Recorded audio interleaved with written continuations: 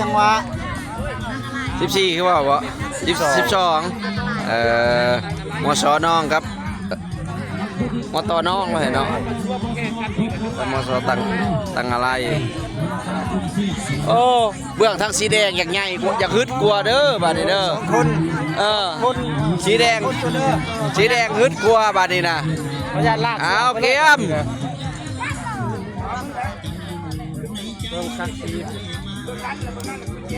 ระวังได้เชือกดีดได้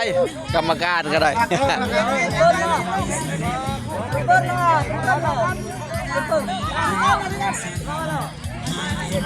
อ้าวทีมสีแดงนี่มชน้อง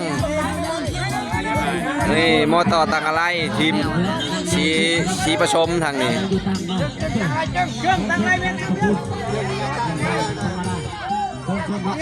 เอาเกียมพายไปก็พาย